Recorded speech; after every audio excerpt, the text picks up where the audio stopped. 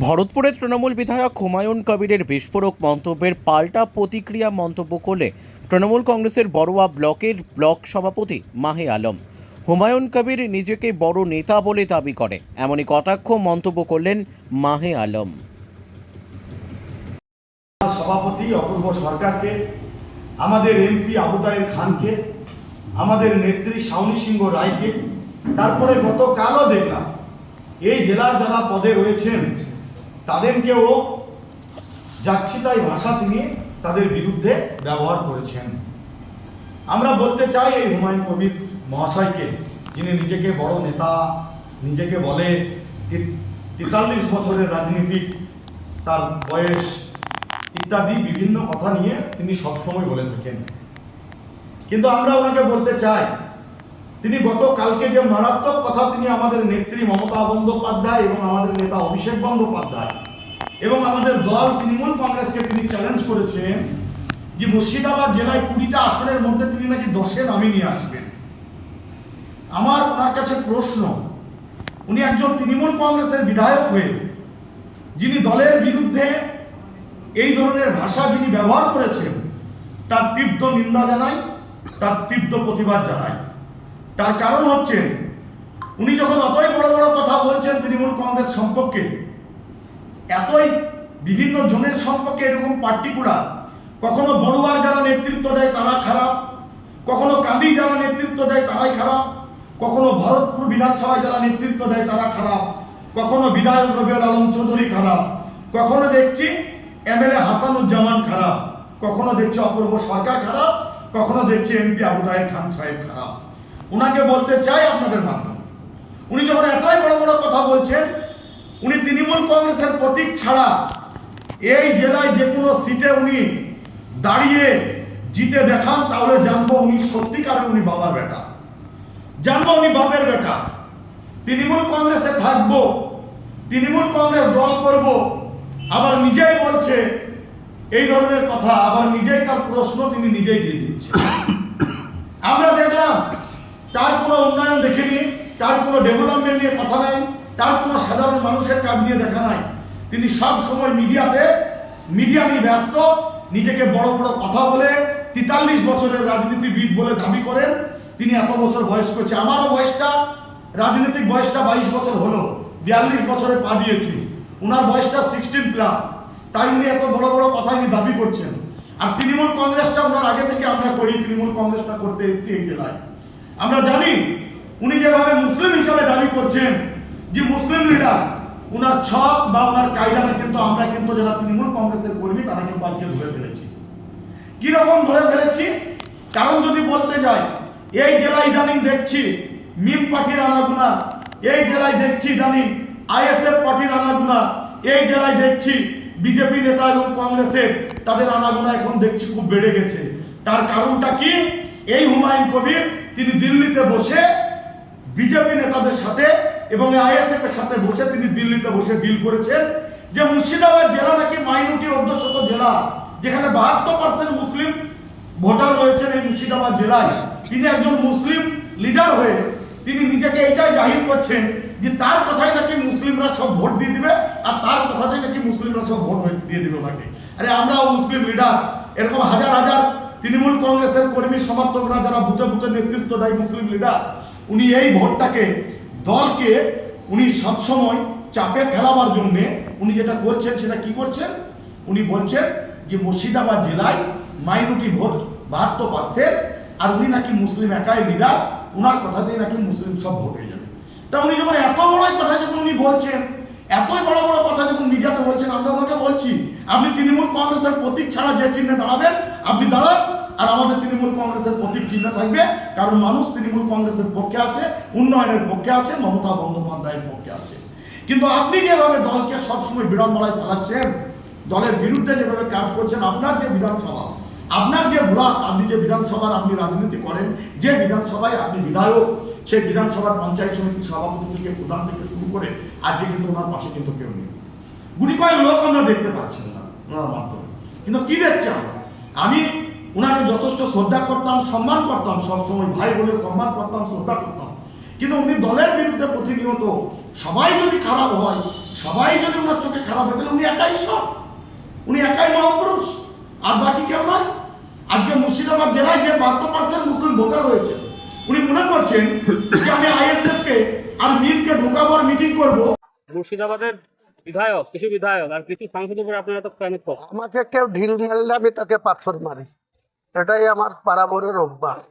যারা করছে তাদেরকে সংযত হতে বলুন, কারণ আমাকে ক্যামাকি স্ট্রিটের নির্দেশে আমি বাংলাদেশে ছিলাম 28শে সেপ্টেম্বর থেকে 10ই অক্টোবর অবধি আমি বাংলাদেশে ছিলাম।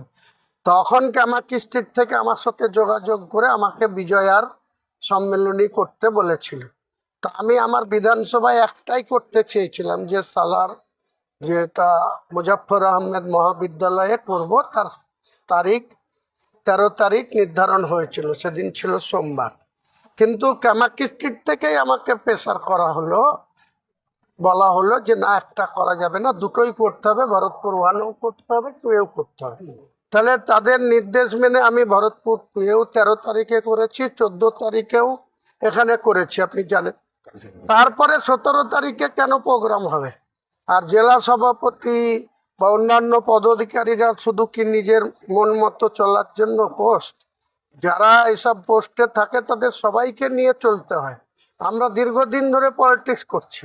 যে এখন জেলা সভাপতি আছে, সে সামান্য কাঁদির গণ্ডি বেড়াতো না, কাঁদির বাইরে সে কোথাও যেত না। কিন্তু আমরা অতীশবাবুর আমল থেকে আমরা গোটা জেলায় ব্যাপী প্রায়ত নুরুল ইসলাম চৌধুরী বেলডাঙ্গার বিধায়ক, অতীশ সিনহা, আরো অনেক, আলী হোসেন মন্ডল, অনেক তাবড় তাবড় নেতাদের সঙ্গে আমাদের সংস্পর্শে ছিলাম, রাজনীতি করেছি।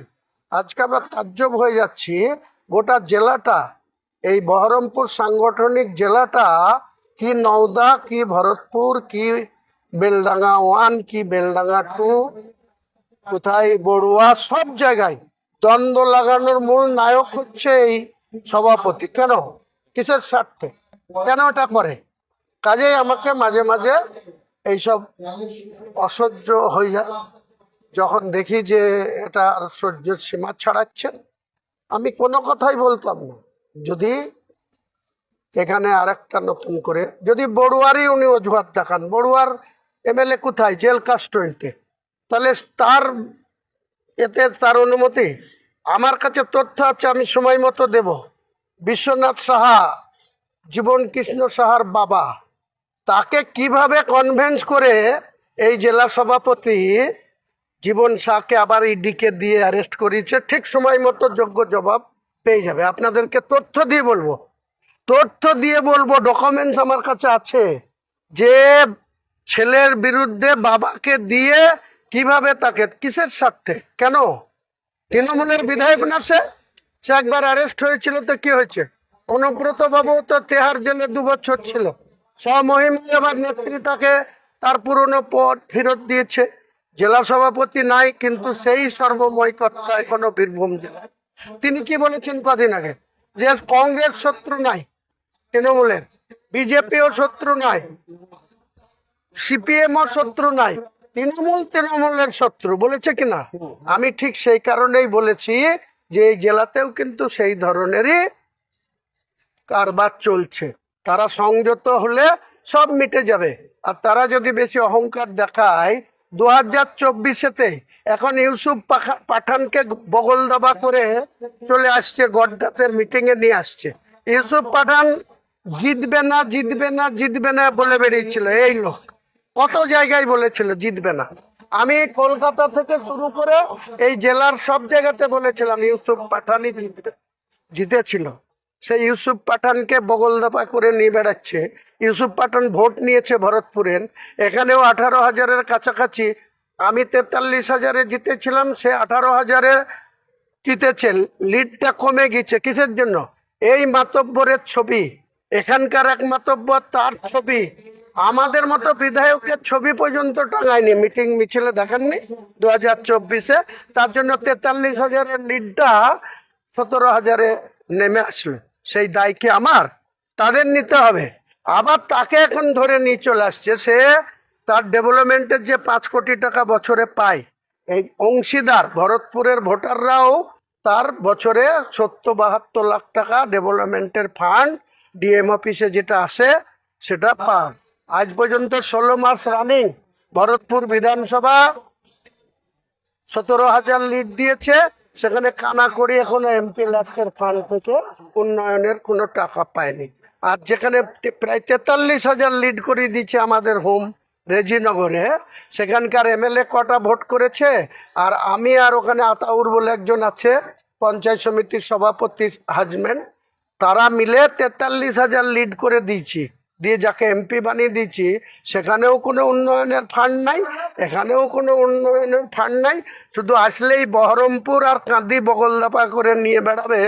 আগামী দিনে রাস্তায় যেখানে পাবো সেখানে থেকে বিক্ষোভ দেখাবো।